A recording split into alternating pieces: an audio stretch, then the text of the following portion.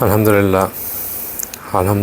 وکفا وسلام علی عبادہ الذین اصطفیٰ اما بعد فاعوذ باللہ من الشیطان الرجیم بسم اللہ الرحمن الرحیم لقد کان لکم فی رسول اللہ اسوۃ حسنہ سبحان ربک رب العزۃ عما یصفون وسلام علی المرسلین والحمد للہ رب العالمین اللہم صلی علی سیدنا محمد وعلى آل سیدنا محمد وبارک وسلم اللہم صلی علی سیدنا محمد وعلى آل سیدنا محمد وبارک وسلم اللہم صلی علی سیدنا محمد وعلى آل سیدنا محمد وبارک وسلم رب یسر ولا تعسر وتمم بالخیر وبک نستعین رب اشرح لی صدری ویسر لی امری واحلل عقدۃ من لسانی یفقہوا قولی ربی زدنی علما یا فتاح یا فتاح یا فتاح۔ الحمدللہ، اللہ سبحانہ تعالیٰ کا کرم، اللہ سبحانہ تعالیٰ کا فضل کہ اللہ سبحانہ تعالیٰ نے ہمیں ایک بار پھر اس بابرکت مجلس میں، اس ذکر کی مجلس میں شامل ہونے کی توفیق عطا فرمائی۔ ہمارا یہاں آنا، اس میں ہمارا کوئی کمال نہیں، ہمارا یہاں موجود ہونا یہ محض اللہ کی ہم پہ رحمت ہے۔ یہ وہ مجالس ہیں جن کا اندازہ ہم اس بات سے لگا سکتے ہیں، بلکہ اگر اس پرسپیکٹو سے سوچا جائے کہ یہ وہ مجالس ہیں جو کہ اس دنیا کو قائم رکھنے میں ایک اہم کردار ادا کرتی ہیں۔ حدیث شریف میں آتا ہے کہ قیامت اس وقت تک نہیں آئے گی جب تک کہ اس دنیا میں کوئی ایک شخص اللہ اللہ کرنے والا موجود ہو، یعنی کہ اللہ کو یاد کرنے والا، اللہ کا ذکر کرنے والا موجود ہو۔ ہمارا ان مجالس میں اس مقصد سے شامل ہونا کہ یہاں بیٹھ کے ہم اللہ کو یاد کریں، ہمیں اس فوج میں شامل کرتا ہے جو کہ قرب قیامت کے وقت بھی اللہ کو یاد کر رہے ہوں گے۔ اور اس فضل کے اوپر، اس ایکسٹرا آرڈنری ممبرشپ کے حاصل ہونے پہ، اس ایکسکلوسیو گروپ میں شامل ہونے پہ ہم اللہ کا جتنا شکر ادا کریں وہ کم ہے۔ یہاں اس بات سے کوئی غرض نہیں ہوتا کہ یہ امراء کی محفل ہے یا غرباء کی محفل ہے، فقراء کی محفل ہے۔ یہاں صرف ایک کرائٹیریا ہے کہ بندہ دل میں اللہ کی محبت لے کے اللہ کے حصول کے لیے، اللہ کا وصل کے لیے شامل ہو۔ اور جو اس نیت سے یہاں شامل ہوتا ہے، یا اس کی نیت شاید یہ نہ بھی ہو کہ اس نے کسی مقصد سے آنا ہے اور وہ کسی کے کہنے پہ یہاں شامل ہو جاتا ہے، یہ اس برکت، اس محفل کی برکت ہے کہ اللہ سبحانہ تعالیٰ اس کو خالی ہاتھ نہیں لٹاتے۔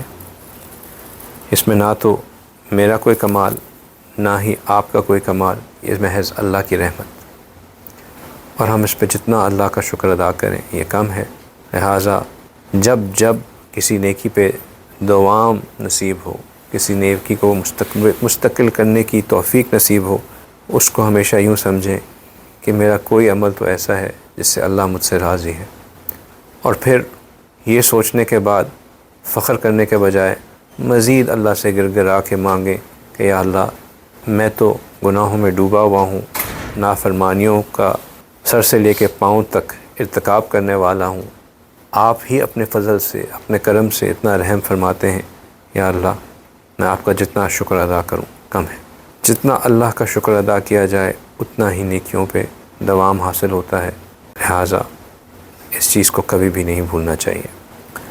الحمدللہ ہم نے پچھلے پورے مہینے میں ہی تقریباً نبی پاک صلی اللہ علیہ وسلم کی محبت اور نبی پاک صلی اللہ علیہ وسلم کی محبت کے اظہار، اور آپ صلی اللہ علیہ وسلم سے محبت کے طریقے، آپ صلی اللہ علیہ وسلم سے محبت کا حق، اور آپ صلی اللہ علیہ وسلم سے محبت کی جو ریکوائرمنٹ ہے اس کے بارے میں بہت تفصیل سے بات کی۔ اللہ سبحانہ تعالیٰ نے ہمیں اس بات کو سمجھنے کی توفیق عطا فرمائی کہ یہ محبت کوئی ایک دن کی چیز نہیں، کوئی ایک ہفتے کی چیز نہیں، کوئی ایک مہینے کی چیز نہیں، کچھ خاص مواقع پہ اظہار کرنے کی چیز نہیں، یہ ہمارے ایمان کے کمال حاصل کرنے کا ہی ایک شرط ہے۔ اور اس کا مطلب یہ ہے کہ اس کو اپنی زندگی میں ہر لمحے، ہر پل اپنے اندر اس محبت کا اظہار ہونا، اس محبت کو محسوس کرنا ہمارے اوپر لازم ہے۔ ہم اگر صرف ان باتوں پہ، ان مواقعوں پہ جن کے اوپر درود شریف کو پڑھنا مسنون ہے، یا جن کے اوپر درود شریف کو پڑھنا جو ہے وہ پسندیدہ عمل ہے، انہی پہ اگر ہم درود شریف کو پڑھنے کی ہمیں توفیق ملنا شروع ہو گئی تو اس کا مطلب ہے کہ اللہ سبحانہ تعالیٰ نے ہماری اس بات کو کہنے اور سننے کو قبول فرمایا۔ اور اگر ہمیں نہیں ابھی تک توفیق ملی تو پھر دوبارہ ان باتوں کو سنیں، اور کم از کم ان 10-15 باتوں میں سے 5 چیزوں کو تو اپنی زندگی میں لے کے آنے کی کوشش کریں۔ بہت مواقع تھے کہ جہاں پہ درود شریف پڑھنا چاہیے، اور پھر ہم نے دیکھا کہ کثرت سے درود شریف پڑھنے کا کس قدر پسند کیا گیا، کتنا بڑا اس کے اوپر اجر رکھا گیا۔ تو درود شریف کی برکت تو ہم حاصل کرنا شروع کریں ہی کریں۔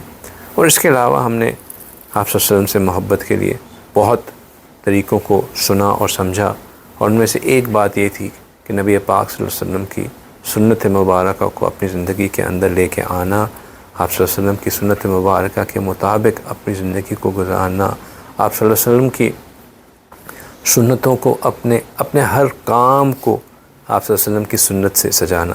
میں کئی بار یہ بات آپ کے سامنے عرض کر چکا ہوں، لیکن سب سے زیادہ ضروری تو یہ ہوتا ہے کہ میں اپنے آپ کو یہ بات سمجھاؤں کہ ہر عمل، چاہے وہ کتنا ہی معمولی یا دیکھنے میں کتنا ہی irrelevant کیوں نہ ہو، اگر وہ سنت کے نیت سے کیا جائے تو وہ معمولی عمل بھی عبادت بن جاتا ہے۔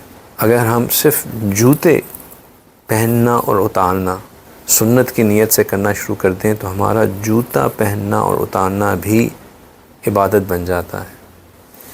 اگر ہم واش روم مسنون طریقے سے جائیں اور مسنون طریقے سے نکلیں تو ہمارا واش روم جانا اور آنا بھی عبادت بن جاتا ہے۔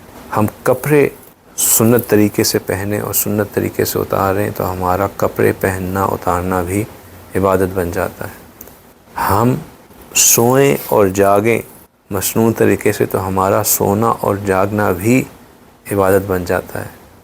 حتیٰ کہ ایک میاں بیوی کی آپس میں ملاقات، اگر اس میں بھی سنت کا خیال رکھا جائے تو وہ بھی عبادت بن جاتی ہے۔ ہر عمل کو 4 چاند لگانا، ہر عمل کو ایک عمل سے عبادت میں تبدیل کرنا، وہ سنت کا کمال ہے۔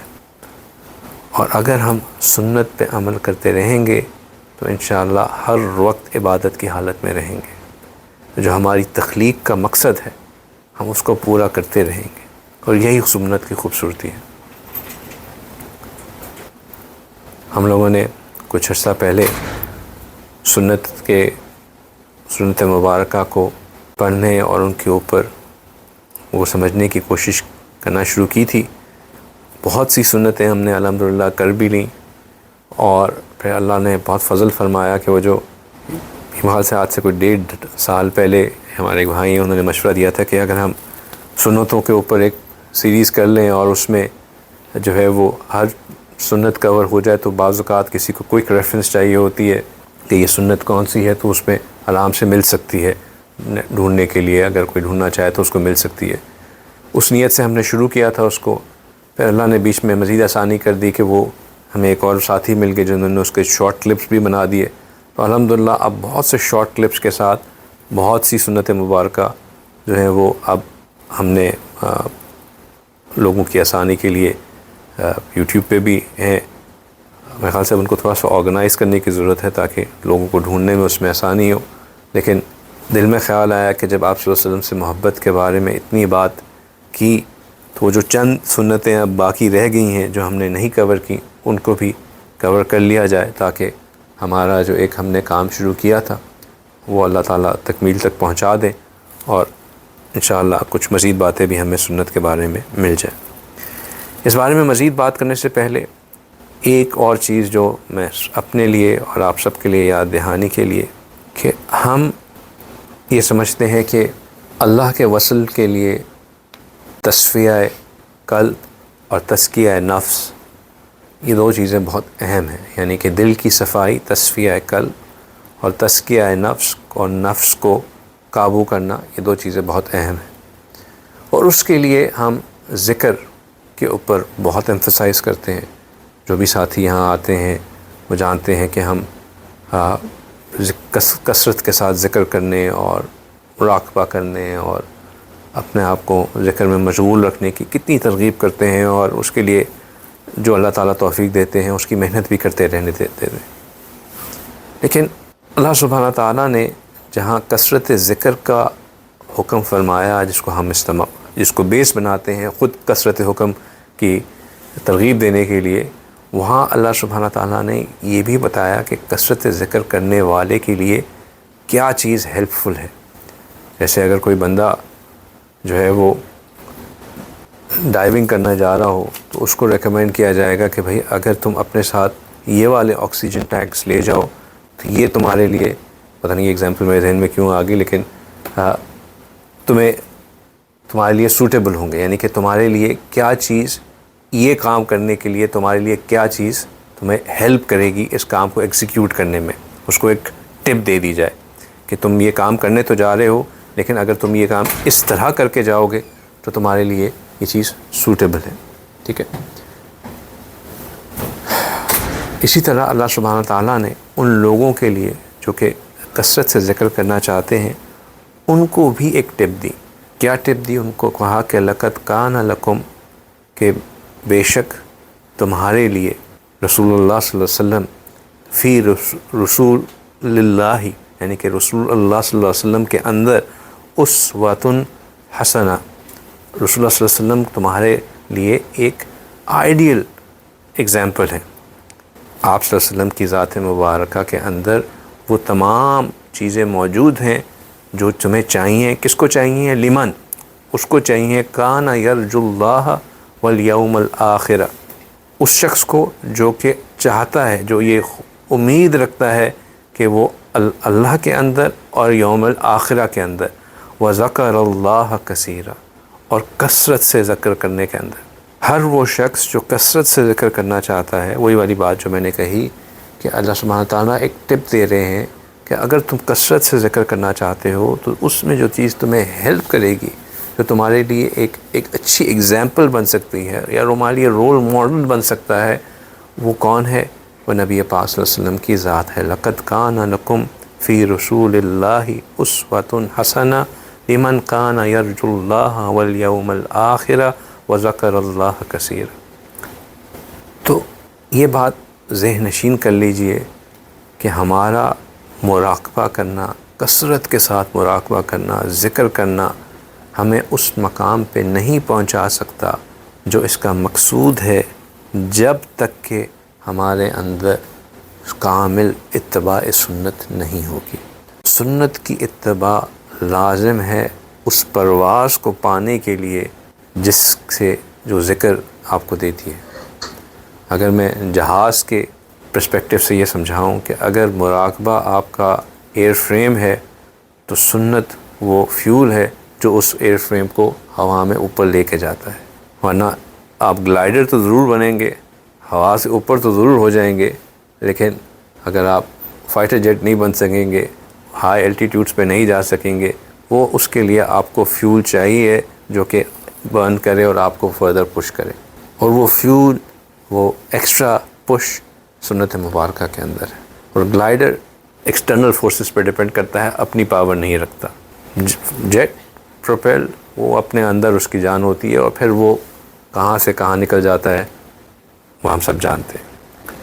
تو وہ فیول جو ہمارے ذکر سے حاصل ہونے والی پرواز کو اوپر چڑھائے گا وہ سنت مبارکہ ہے، اور وہ ہمیں لازم استختیار کرنی ہی کرنی ہے.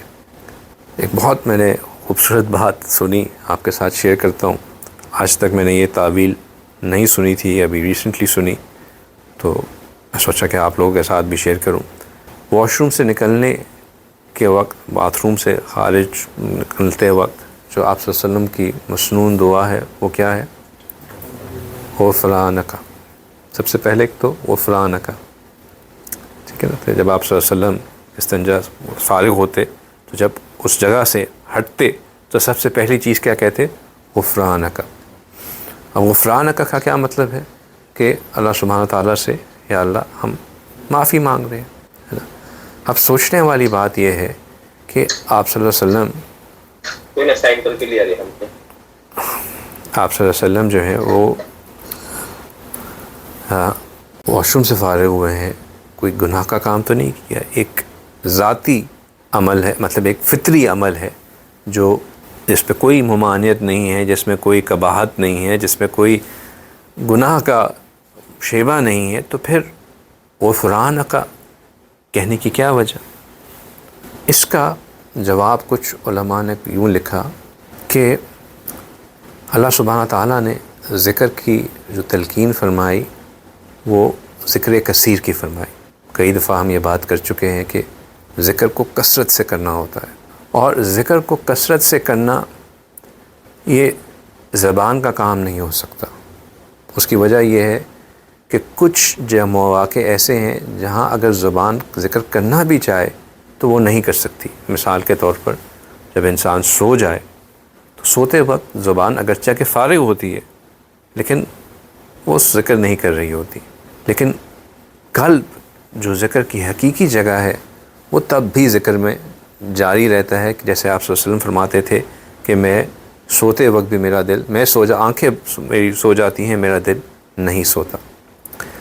اسی طریقے سے واش روم کے اندر جب بندہ فارغ ہونے کے لیے استنجا کی حالت میں بیٹھا ہو تو اس وقت ذکر کرنے زبان سے اس کی ممانعت ہے، کیونکہ وہ خلاف ادب ہے کہ اس موقع پر اللہ سبحانہ تعالیٰ کا زبان سے ذکر کرنا یہ خلاف ادب بات ہے، اس کی مکروہ چیز ہے، اس کو منع فرمایا گیا ہے۔ لیکن جب دل ذاکر ہوتا ہے تو وہ ہر وقت حالت ذکر میں رہتا ہے۔ ایک حال ہی میں کا واقعہ ہے کہ ایک صاحب تھے، انہوں نے ایک شیخ سے بیعت کا تعلق کیا، ان کو مؤذن تھے، نیک انسان تھے، ان کو مراقبے کی ترغیب دی گئی، انہوں نے مراقبہ کرنا شروع کیا اور الحمدللہ کافی وقت مراقبے میں لگایا۔ تو کچھ عرصے بعد ان کو اپنے شیخ کو واپس فون آیا کہ اور بہت کثرت سے رو رہے۔ پوچھا کہ کیا ہوا؟ انہوں نے کہا کہ حضرت اب یہ حالت آ گئی ہے کہ ہر وقت دل سے اللہ اللہ کا ذکر محسوس ہوتا ہے، حتیٰ کہ میں واش روم میں بھی ہوتا ہوں تو تب بھی اللہ اللہ کا آواز آ رہی ہوتی ہے، ذکر محسوس ہو رہا ہوتا ہے، اور میں اس کو روکنا بھی چاہتا ہوں تو وہ نہیں روک رہی ہوتی، اور مجھے اتنی شرمندگی ہوتی ہے، اتنا مجھے احساس، مجھے لگتا ہے کہ میں گناہ کر رہا ہوں کہ یہاں پہ جہاں پہ نہیں ذکر ہونا چاہیے تھا یہاں پہ بھی ذکر جاری ہے۔ تو شیخ کہتے ہیں کہ ان کو سمجھایا کہ یہ جب آپ کا دل جاری ہو جائے تو پھر یہ رکتا نہیں ہے، اور یہ آپ کے غیر اختیاری چیز ہے، اس پہ آپ کی پکڑ بھی نہیں ہے، کیونکہ یہ تو دل جاری ہو گیا، اب اس پہ کوئی پکڑ نہیں ہے، آپ اس کے اوپر فکر نہ کریں، آپ آگے بڑھیں۔ تو کہنے کا مقصد یہ ہے کہ جب دل جاری ہو جاتا ہے تو اب وہ تو ایک عام سے صاحب تھے جو کہ ذکر کے ابتدائی حصوں میں تھے، اب نبی پاک صلی اللہ علیہ وسلم کی جو ذکر کی حالت تھی یا ان کی جو کیفیت تھی وہ تو اس سے کہیں اوپر ہوگی۔ تو مشائخ جو ہیں وہ یہ تعویل دیتے ہیں کہ نبی پاک صلی اللہ علیہ وسلم کا ذکر کی کیفیت اس قدر جاری رہتی تھی کہ جب وہ واش روم سے فارغ ہوتے تھے تو پہلی چیز وہ اللہ سبحانہ تعالیٰ سے اس بے ادبی کی جو بے اختیاری طور پہ ہو گئی ہو اس پہ وہ استغفار کرتے تھے کہ یا اللہ ہم چاہتے تو نہیں تھے، لیکن کیونکہ یہ دل مسلسل آپ کے ذکر میں رہتا ہے تو اس لیے۔ تو ہر سنت مبارکہ کے اندر ایک نہ ایک خوبصورت جو ہے وہ بات چھپی ہوئی ہے جو کہ شاید ہمیں بظاہر سمجھ نہ بھی آتی ہو، لیکن اس کے اندر کوئی نہ کوئی خوبی اور خیر ضرور ہے۔ تو سنت مبارکہ پہ عمل کرنا خاص طور پہ ہم جیسے ان فقیروں کے لیے جو کہ اللہ کے قریب ہونا چاہتے ہیں، اللہ کو وصل پانا چاہتے ہیں، اللہ سبحانہ تعالیٰ خود کہہ رہے ہیں کہ تمہارے لیے ٹپ جو ہے، کامیابی کا راز جو ہے وہ یہ ہے کہ سنت مبارکہ کو پکڑ لو، مضبوطی کے ساتھ پکڑ لو۔ رول ماڈل نبی پاک صلی اللہ علیہ وسلم ہیں، وہ پرفیکٹ ایگزامپل ہیں، جس قدر ان کی پیروی کرو گے، جس قدر ان کی اطاعت کرو گے اتنا تمہارے لیے خیر ہے، تمہیں اللہ سے وصل بھی ملے گا، یرجو اللہ، اللہ سے ملنے کی امید ہے، اللہ میں امید ہے، یوم الآخرہ، یوم قیامت کو تمہیں جو اللہ سے ملنے کی امید رکھتے ہو، اور جو اگر تمہارا ذکر ہے اس میں بھی تمہیں فائدہ حاصل ہوگا۔ تو انشاءاللہ ہم نے کوشش یہ کرنی ہے کہ ہم کثرت کے ساتھ سنت کا ذکر کے ساتھ ساتھ سنت مبارکہ پہ بھی کامل عمل کریں۔ تو جو ہماری سنتیں بچ گئی تھیں، جو ہم نے سیریز شروع کی تھی، اس میں معاشرت کی سنتیں باقی رہ گئی تھیں، یعنی کہ معاشرت سے مراد کیا کہ سوسائٹی، آپس میں ایک دوسرے سے ملنا جلنا، آپس میں ایک دوسرے سے میل جول، آپس میں ایک دوسرے کے ساتھ جو رہنا سہنا، اس میں کن کن چیزوں کا خیال رکھنا چاہیے۔ ابھی تک تو ہم انڈیویجول پرسپیکٹیو سے سنت مبارکہ کو دیکھ رہے تھے نا، کہ ہمارے ذاتی کاموں میں کیا ہیں، لیکن آپ صلی اللہ علیہ وسلم کا جو تعلیمات ہیں وہ صرف ایک فرد کے لیے نہیں ہے۔ ہمارا دین جو ہے وہ پورے معاشرے کے اوپر اپلائی کرتا ہے، اور آپ صلی اللہ علیہ وسلم کی سنت مبارکہ معاشرے میں بھی بہت اہمیت ہر چیز کو سکھاتی ہیں، کہ لوگوں کا آپس میں ایک دوسرے کے ساتھ میل جول کیسا ہونا چاہیے، ایک دوسرے کے ساتھ ان کو کیسے رہنا چاہیے، ایک دوسرے کے ساتھ ان کے لیے خیر کس میں ہے۔ ایک صحابی رضی اللہ تعالیٰ عنہ نے آپ صلی اللہ علیہ وسلم سے سوال کیا کہ ای الاسلام خیر، کہ اسلام کے اندر سب سے اچھی خیر والا عمل کون سا ہے؟ تو آپ صلی اللہ علیہ وسلم نے ان کا جواب کیا کہ اگر تم چاہتے ہو کہ تم یہ سمجھ سکو کہ اسلام کے اندر خیر کس چیز میں ہے، تو پھر تطعم الطعام، کہ تم جو ہے لوگوں کو کھانا کھلاؤ، وتقرأ السلام، اور لوگوں کو سلام کرو، علی من، کن کو سلام کرو، علی من عرفت، جن کو تم جانتے ہو، ومن لم تعرف، اور جن کو تم نہیں بھی جانتے ہو۔ یعنی کہ معاشرے کے اندر جو آپ صلی اللہ علیہ وسلم نے سب سے پہلی بات لوگوں کو سکھائی، وہ یہ سکھائی کہ لوگوں کو کثرت کے ساتھ سلام کرو۔ یہ جو سلام ہے یہ ہمارے دین کی خوبیوں میں سے ایک بہت بڑی خوبی ہے۔ یہ سلام جو ہے یہ لوگوں کے اندر، اس کے اندر ہم پہلے بھی اس کے اوپر کافی دفعہ بات کر چکے ہیں، لیکن اپنی تکرار کے لیے، کیونکہ باتیں تو ہم سنتے رہتے ہیں، عمل ہمارے اندر کم آتا ہے۔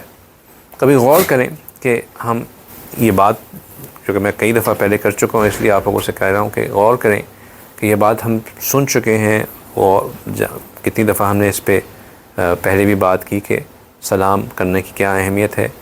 ہم کتنی دفعہ سلام انیشیٹ کرتے ہیں، ہم کتنی دفعہ سلام کو انیشیٹ کرتے ہیں۔ کبھی آج سے لے کے اگلے 2 دن تک ذرا اس کے اوپر توجہ ڈالیے گا کہ میں نے کتنے لوگوں کے ساتھ سلام کو انیشیٹ کیا۔ آپ صلی اللہ علیہ وسلم کہہ رہے ہیں کہ وَتَقْرَأُ السَّلَامَ عَلَى مَنْ عَرَفْتَ وَمَنْ لَمْ تَعْرِفْ، کہ اس کے ساتھ جس کو تم جانتے بھی ہو اور جس کو تم نہیں بھی جانتے ہو اس کو سلام کرو۔ ہم کتنی دفعہ سلام کو انیشیٹ کرتے ہیں ان لوگوں کے ساتھ جن کو ہم جانتے ہیں، اور ان لوگوں کے ساتھ جن کو ہم نہیں جانتے، ہم نہیں کرتے۔ ہمارے منہ پہ تالے لگے ہوتے ہیں، ہمارے جو ہے نا ہم سلام، اب تو یہ ہے کہ اگر کوئی ہمیں سلام کر بھی دے تو ہم تو وعلیکم السلام کہتے ہوئے بھی ہچکچاتے ہیں، گھبراتے ہیں، صرف ہاتھ ہلا کے ویو ہی کر دیتے ہیں۔ سلام کرنا اپنے اندر بہت خیر رکھتا ہے۔ یہ جو سلام کرنے کی رسم ہے یہ ایک رسم ہی ہے۔ ایسا نہیں تھا کہ عرب اسلام آنے سے پہلے ایک دوسرے کو سلام نہیں کیا کرتے تھے، وہ سلام کرتے تھے، لیکن ان کے سلام کرنے کا طریقہ کچھ اور تھا۔ وہ to the effect of good morning جو ہے یا گڈ ایوننگ جو ہے، وہ اس طرح کے الفاظ استعمال کیا کرتے تھے۔ تو جب اسلام آیا تو اللہ سبحانہ تعالیٰ نے نبی پاک صلی اللہ علیہ وسلم کو جو تعلیم دی کہ مسلمانوں کے سلام کرنے کا طریقہ جو ہے وہ سلام علیکم ہونا چاہیے، یا السلام علیکم ہونا چاہیے۔ دونوں میں فرق صرف اتنا ہے کہ ایک جو ہے وہ نکرہ ہے، سلام ہے، اور ایک جو ہے وہ السلام ہے، یعنی کہ وہ معرفہ ہے۔ دونوں صحیح ہیں۔ کچھ علماء نے کہا کہ السلام علیکم کر کے سلام کرنا زیادہ بہتر ہے، کچھ نے کہا کہ سلام علیکم بھی کر دیا جائے تو وہ بھی صحیح ہے۔ دونوں طریقے سے یہ چیز آتی ہے۔ لیکن اس کا فائدہ یہ ہوتا ہے کہ السلام جو ہے وہ اللہ سبحانہ تعالیٰ کی صفات میں سے ایک صفت ہے، یعنی کہ اللہ سبحانہ تعالیٰ السلام ہے، لوگوں میں سلامتی پھیلانے والے ہیں، ہر جگہ سلامتی کو عام کرنے والے ہیں۔ اور جب ہم سلام علیکم کرتے ہیں، علیہ کا مطلب ہے اپون یو، تو اس کا مطلب ہے کہ ہم اس کو اللہ سبحانہ تعالیٰ کی سلامتی کی اس صفت کے حوالے کر رہے ہوتے ہیں۔ کس کس چیز سے؟ اس میں سب سے پہلے جس چیز سے ہم سلامتی میں اس کو بھیج رہے ہوتے ہیں وہ یہ ہے کہ میرے اپنے شر سے، کہ اگر میں تمہارے پاس آ رہا ہوں اور میرے ساتھ کوئی شر ہے تو اللہ تمہیں اس سے محفوظ رکھے، اور اس کے علاوہ ہر غیر کے شر سے، چاہے وہ لوگوں کی طرف سے ہو، چاہے جنات کی طرف سے ہو، چاہے شیاطین کی طرف سے ہو۔ یہ ایک ایسی دعا ہے جو کہ انسٹنٹلی اگر ہم دعا کی نیت سے کریں تو آپس میں ایک دوسرے کے اندر کسی قسم کے بغض کو، کسی قسم کی نفرت کو، کسی قسم کے ٹینشن کو ایز آؤٹ کرنے کے لیے بہت مفید ہے۔ جس بندے کو آپ نے شروع میں ہی سلامتی بھیج دی، اب آپ اگر واقعی سوچ سمجھ کے سلامتی بھیج رہے ہیں تو پھر آپ اس کے ساتھ آگے کیسے نقصان کی باتیں کریں گے۔ تو السلام علیکم کہنا، اس کے اندر بہت فائدے بھی ہیں، بہت خوبیاں بھی ہیں، اور یہ ہمارے معاشرے کے اندر ایک بہت اہم چیز ہے۔ سلام کرتے وقت اس بات کا خیال نہیں کرنا چاہیے کہ یہ میرے جاننے والا ہے یا میرے جاننے والا نہیں ہے، بلکہ سلام کرتے وقت کھل کے سلام کرنا چاہیے اور اس کو گھبرانا نہیں چاہیے، کیونکہ جب ہم ایک دوسرے کے ساتھ سلام کرتے ہیں، نبی پاک صلی اللہ علیہ وسلم نے فرمایا کہ کوئی دو مسلمان ایسے نہیں ہیں جو ایک دوسرے کو ملتے ہیں، سلام کرتے ہیں، ہاتھ ملاتے ہیں کہ اللہ ان کے گناہوں کو معاف فرما دیتے ہیں اس سے پہلے کہ وہ ایک دوسرے سے جدا ہوں۔ تو لہٰذا جو ہم نے ایک دوسرے کو اللہ کی سلامتی میں دیا تو اس کا ایک اور فائدہ یہ ہو جاتا ہے کہ ہمیں اپنے گناہوں کی جو سزا ہے اس سے بھی سلامتی حاصل ہو جاتی ہے، وہ اللہ گناہوں کو ہی معاف فرما دیتے ہیں۔ ما من مسلمین یلتقیان فیتصافحان الا غفر لہما قبل ان یفترقا، کہ وہ اللہ سبحانہ تعالیٰ ان دو مسلمانوں کو جو آپس میں ملتے ہیں، ایک دوسرے سے مصافحہ کرتے ہیں، الا غفر لہما، اس کے اللہ ان کو معاف فرماتے ہیں، قبل ان یفترقا، اس سے پہلے کہ وہ ایک دوسرے کے ساتھ جدا ہوں۔ تو سلام کرتے ہوئے یہ نہیں گھبرانا کہ کون میں جاننے والا ہے نہیں جاننے والا ہے، اور پھر یہ نہیں دیکھنا کہ اگلا مجھ سے بڑا ہے یا مجھ سے چھوٹا ہے۔ مجھ سے بڑا ہو تب بھی سلام کرنا ہے، چھوٹا ہے تب بھی سلام کرنا ہے، کیونکہ جو سلام میں بہتر وہ ہے جو سلام میں ابتدا کرے، جو سلام میں ابتدا کرتا ہے وہ بہتر ہوتا ہے، خیر اس میں ہے کہ آپ سلام کی ابتدا کریں۔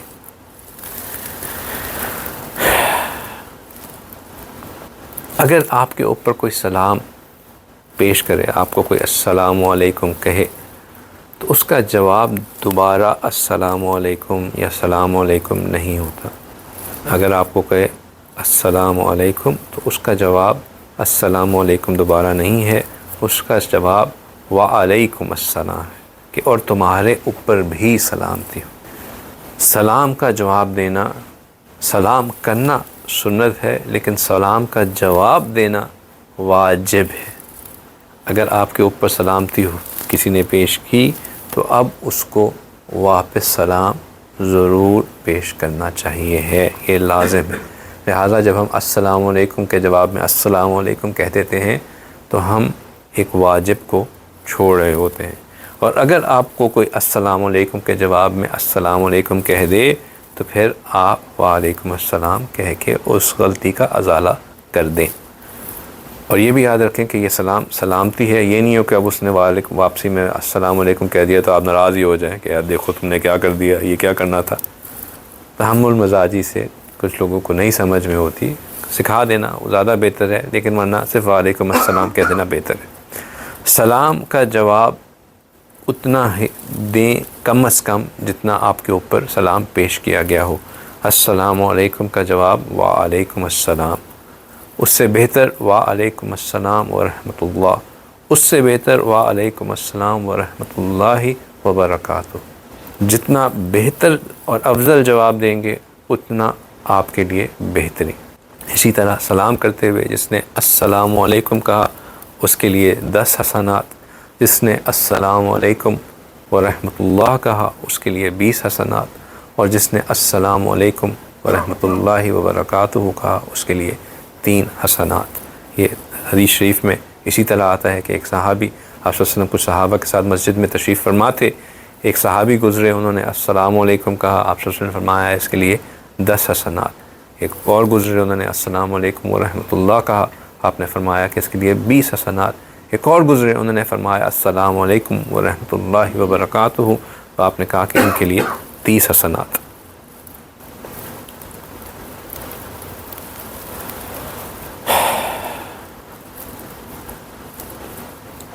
ہمارا دین معاشرت کے پرسپیکٹو سے ایک دوسرے کے ساتھ محبت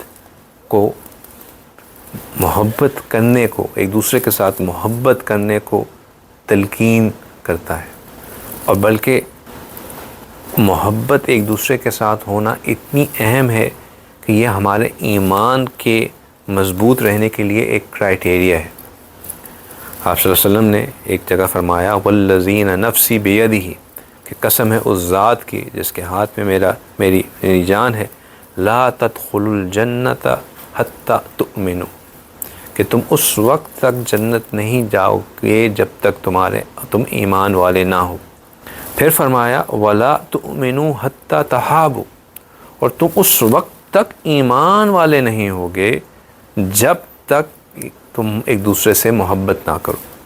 یعنی کہ ایمان والوں یہ نہیں کہ ایمان کافر ہو گئے، مطلب یہ کہ تمہارا ایمان پرفیکٹ نہیں ہوگا، کامل نہیں ہوگا، یقینی طور پہ تمہارا ایمان مکمل نہیں ہوگا، تمہارا ایمان کا اظہار نہیں ہوگا جب تک کہ تم دونوں کی آپس میں، تب تک تم لوگوں سے آپس میں محبت رکھنے والا رویہ نہ رکھو۔ یعنی کہ ہمارے دین ہمیں جو معاشرے میں ایک دوسرے کے ساتھ محبت رکھنے کے اوپر بہت زیادہ ایمفسس کرتا ہے۔ جنت میں نہیں داخل ہوں گے جب تک ایمان نہیں ہوگا، ایمان تب تک نہیں ہوگا جب تک کہ آپس میں محبت نہیں ہوگی۔ پھر آپ صلی اللہ علیہ وسلم کہتے ہیں اولا ادلکم علی شیء اذا فعلتموہ تحاببتم، کہ کیا میں تمہیں وہ بات نہ بتا دوں جس سے تم ایک دوسرے سے آپس میں محبت کرو۔ ایک کتنا خوبصورت انداز بیان ہے، پہلے انسینٹیو دے دیا کہ جنت میں داخل ہونے کے لیے ایمان ضروری ہے، پھر کوشن دے دیا کہ ایمان تب تک نہیں ہوگا جب تک آپس میں محبت نہیں ہوگی، پھر ایک کیچ دے دیا کہ کیا میں وہ طریقہ نہ بتا دوں تمہیں جس سے تمہیں ایک دوسرے سے آپس میں محبت ہو۔ ظاہر بات ہے جو سننے والا ہے ایک دم سے انٹرسٹ ڈیولپ ہو گیا، ہاں بھئی اگر اتنی سخت کنڈیشن ہے کہ ہم جنت میں ہی نہیں جا سکتے جب تک ایمان نہ ہو، اور ایمان کامل نہیں ہو سکتا جب تک محبت نہ ہو، اور اگر کوئی ایسی چیز ہے جس سے آپس میں محبت ہو سکتی ہے تو پھر اس کو سیکھنا چاہیے۔ تو آپ صلی اللہ علیہ وسلم نے فرمایا افشوا السلام بینکم، افشوا السلام بینکم، کہ سلام کو پھیلاؤ ایک دوسرے کے درمیان۔ افشوا السلام کا مطلب ہے کہ پھیلاؤ سلام کو، کثرت سے سلام کرو، کثرت سے سلام کرو۔ کیا خوبصورت حدیث مبارک ہے کہ تم اس وقت تک جنت نہیں جا سکتے جب تک تمہارے اندر ایمان نہ ہو، اس وقت تک ایمان کامل نہیں ہوگا جب تک کہ تم آپس میں محبت نہ کرو۔ میں تمہیں وہ بات نہ بتاؤں جس سے تمہارے اندر محبت پیدا ہو۔ ایک دوسرے کو کثرت سے سلام کرو۔ کثرت سے سلام کرنا محبت پھیلانے کا سبب بنتی ہے، محبت پھیلانے کا سبب بنتی ہے۔ کسی بھائی سے ملاقات کرنے کے بعد، کسی مسلمان بھائی سے ملاقات کرنے کے بعد اس سے مصافحہ کرنا یہ بھی مسنون ہے۔ اسی طرح جب عورتیں آپس میں ملیں تو وہ بھی مصافحہ کر سکتی ہیں۔ مصافحے کرنے کی اس مسنون طریقہ دونوں ہاتھوں سے مصافحہ کرنا، یہ مصنون طریقہ ہے مصافحہ کرنے کا۔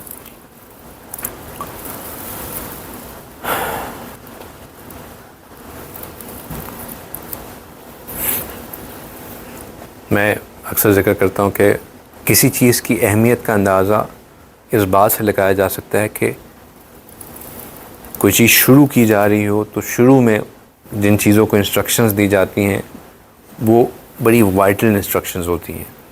اس کا مطلب یہ ہوتا ہے کہ یہ وہ انسٹرکشنز ہیں جو کہ کی ہیں اس مشن کی جس کو آپ سٹارٹ کرنے لگے ہیں۔ نبی پاک صلی اللہ علیہ وسلم مکہ مکرمہ سے مدینہ منورہ ہجرت کر کے تشریف لا رہے ہیں، اور آپ صلی اللہ علیہ وسلم کے انتظار میں مدینہ منورہ کے بہت سے لوگ اس بارڈر لائن پہ کھڑے ہیں جہاں سے وہ ایکسپیکٹ کرتے ہیں کہ نبی پاک صلی اللہ علیہ وسلم مدینہ شریف میں داخل ہوں گے۔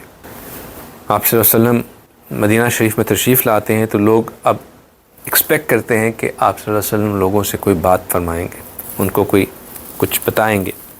تو یہ وہ بات ہوگی جو کہ آپ صلی اللہ علیہ وسلم کی پہلا خطاب ہوگا مدینہ شریف کے لوگوں کے ساتھ، اور یہ وہ باتیں ہوں گی جو کہ آپ صلی اللہ علیہ وسلم اہم ترین سمجھتے ہوں گے کہ اگر یہ باتیں لوگوں کو پتہ چل جائے تو میرا یہاں رہنا اور یہاں آنے کا مقصد اور اس معاشرے کو جو اب ہم سوسائٹی بنانے جا رہے ہیں اس میں خیر پھیلانے کے لیے بہت مفید ہوں گی۔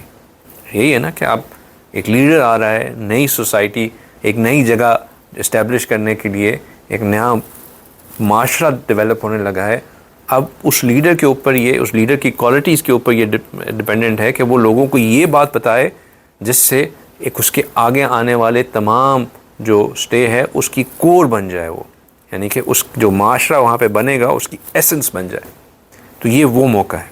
تو اس موقع پر نبی پاک صلی اللہ علیہ وسلم کیا حکم فرماتے ہیں یا ایھا الناس، کہ اے لوگوں۔ اس وقت ہو سکتا ہے کہ وہاں پہ جتنے لوگ تھے، ظاہر بات ہے ابھی نبی پاک صلی اللہ علیہ وسلم تشریف آور ہو رہے تھے، شاید وہاں پہ ایمان والے نہ ہوں، بہت سے لوگ وہاں پہ موجود ہوں جنہوں نے ابھی دائرہ اسلام میں داخل نہ ہوئے ہوں۔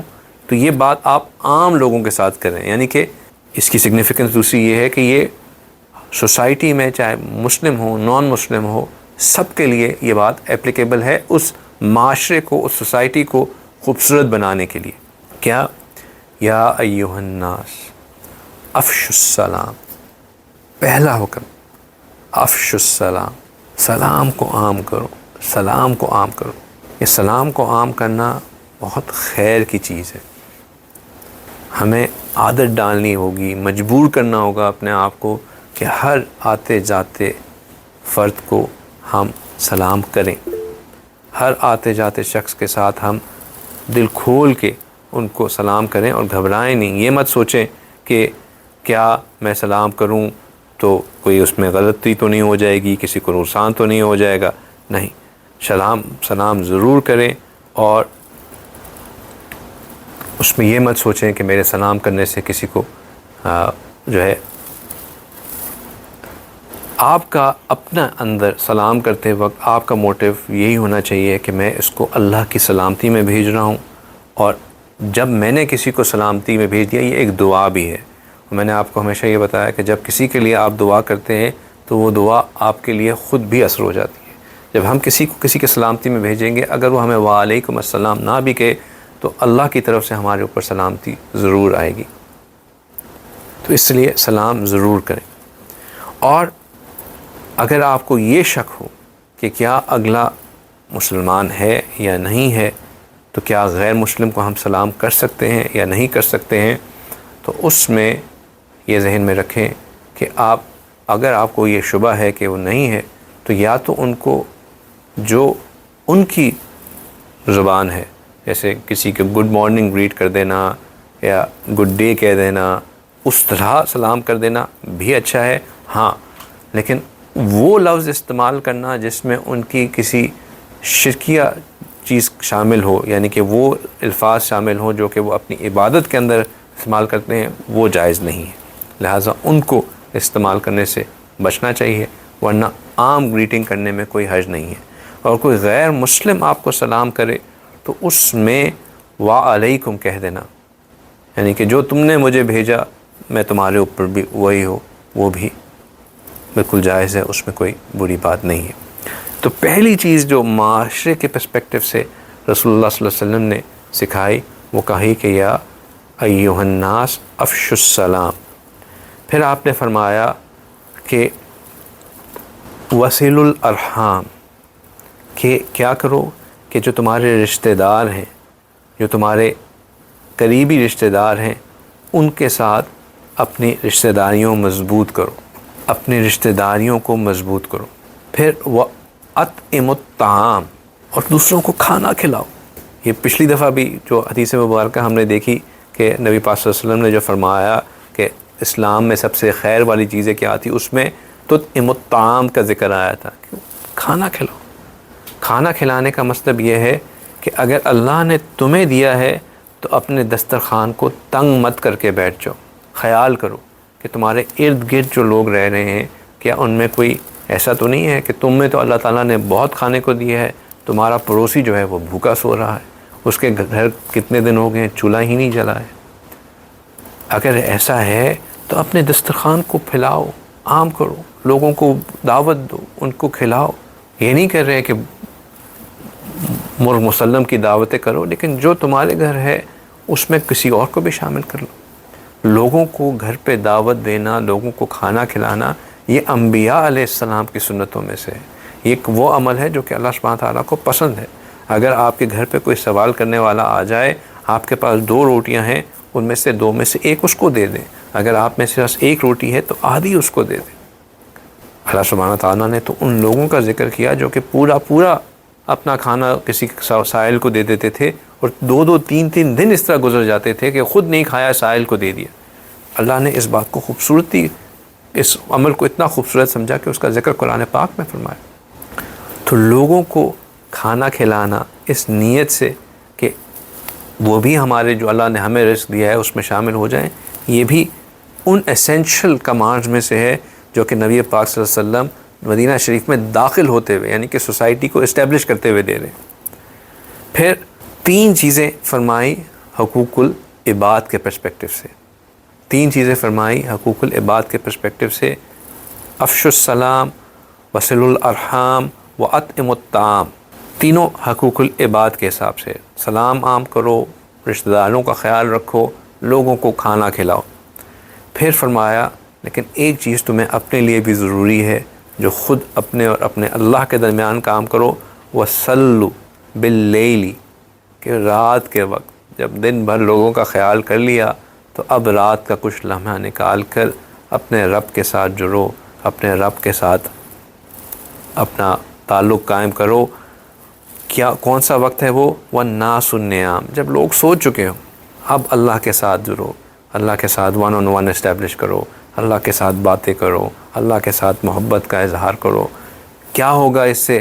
تدخل الجنت بالسلام، سلامتی کے ساتھ جنت میں داخل ہوگے، سلامتی کے ساتھ جنت میں داخل ہوگے۔ اللہ سبحانہ تعالیٰ کہتے ہیں، بڑا خوبصورت منظر کھینچتے ہیں ان لوگوں کے لیے جو جنت میں داخل ہو رہے ہوں گے۔ اللہ سبحانہ تعالیٰ فرماتے ہیں وَسِیقَ الَّذِینَ اتَّقَوْا رَبَّهُمْ إِلَى الْجَنَّةِ زُمَرًا، کہ اور لے جایا جانے گا ان لوگوں کو جنت کی طرف جو اپنے رب کا تقوی اختیار کرتے تھے۔ وَسِیقَ الَّذِینَ، کہ وہ لوگ جو کہ مطلب ان کو لے کے جایا جا رہا ہوگا ان لوگوں کو جو تقوی رکھتے تھے اپنے رب کا، إِلَى الْجَنَّةِ زُمَرًا، کہ ان کو وہاں پہ گروہ در گروہ جنت کی طرف لے کے جایا جا رہا ہوگا۔ پھر کیا ہوگا؟ حتیٰ اذا جاؤها وفتحت ابوابها، حتیٰ کہ وہ اس جگہ پہ پہنچ جائیں گے، یعنی کہ جنت تک پہنچ جائیں گے تو وفتحت ابوابها، تو جنت کے دروازے کھول دیے جائیں گے۔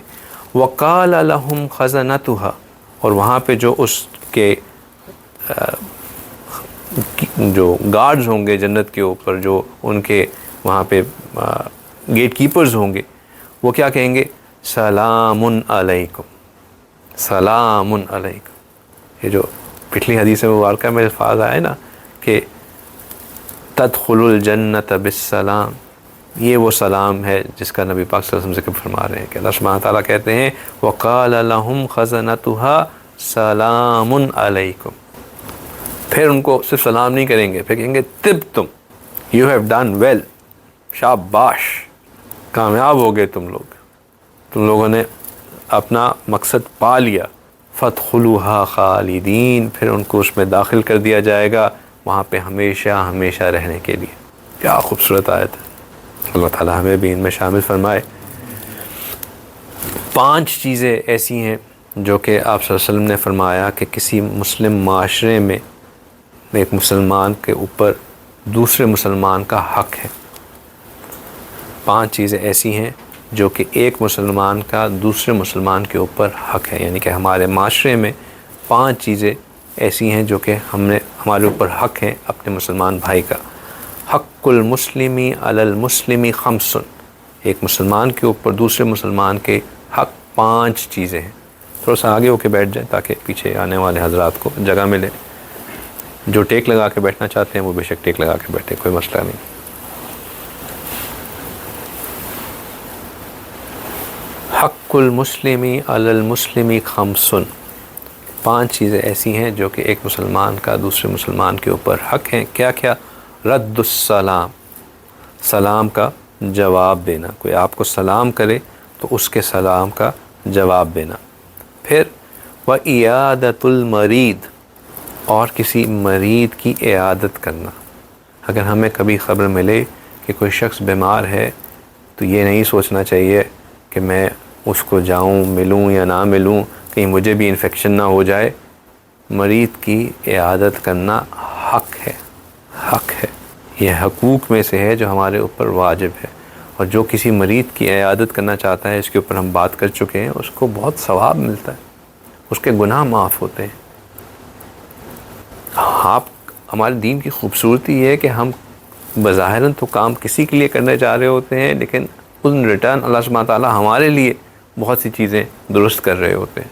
اس مریض کو جا کے یہ کہنا کہ لا باس طہور انشاءاللہ، کہ کوئی فکر کی بات نہیں ہے، یہ تو آپ کے تزکیے کے لیے، آپ کی صفائی کے لیے، اللہ سبحانہ تعالیٰ آپ کے درجات بلند کرنا چاہ رہے ہیں۔ اس کو حوصلہ دینا، اس کے ساتھ بیٹھ کے اچھی باتیں کرنا، اس کو اللہ کا اچھا گمان پیدا کرنا اس کے دل میں، اس کو مزید جا کے ڈرانا نہیں چاہیے۔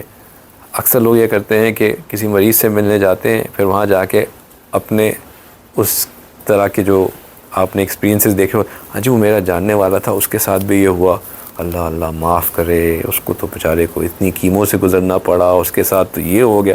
وہ اگلا جو سن رہا ہے وہ بیچارہ پہلے ہی ڈاؤن بیٹھا ہوا ہے اور بالکل ہی جو ہے وہ پریشان ہو جائے۔ یہ نہیں، وہاں پہ جا کے اس بیمار کو امید دلانا، خیر دلانا، یہ تو انشاءاللہ کچھ دنوں کی بات ہے، اللہ خیر کا فیصلہ فرمائیں گے، اور خیر کا فیصلہ تو اللہ جانتے ہیں کہ وہ کیا چیز ہے، تو ہم تو اس کو امید دلا سکتے ہیں کہ اس آپ کا خیر ہوگی انشاءاللہ، کوئی اس میں پریشانی کی بات نہیں ہے۔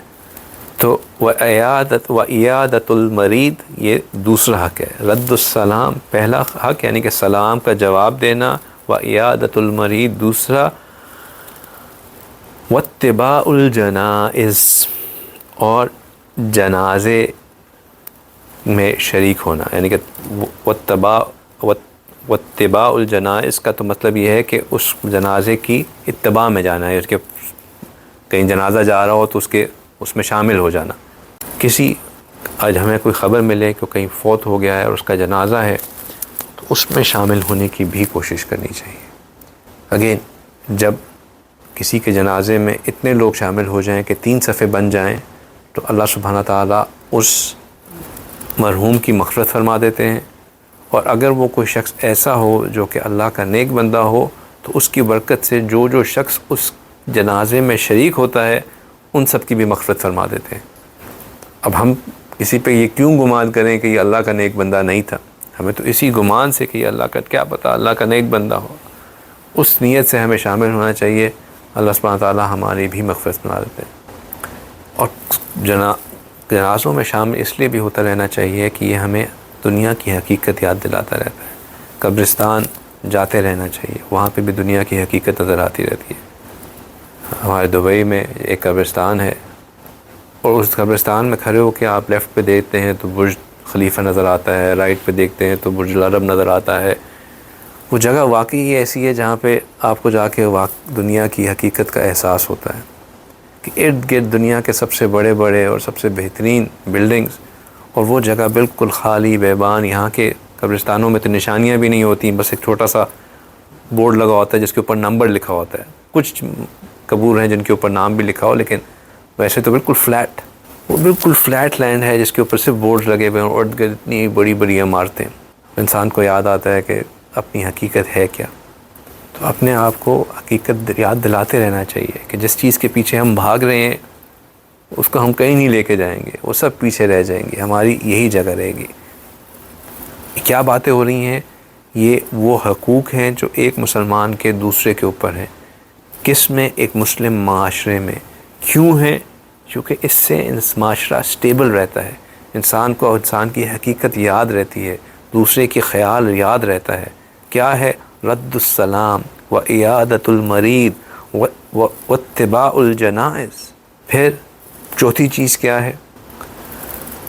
و اجابت الدعوتی، کہ اگر آپ کو کوئی دعوت پہ بلائے تو اس کو قبول کر لینا.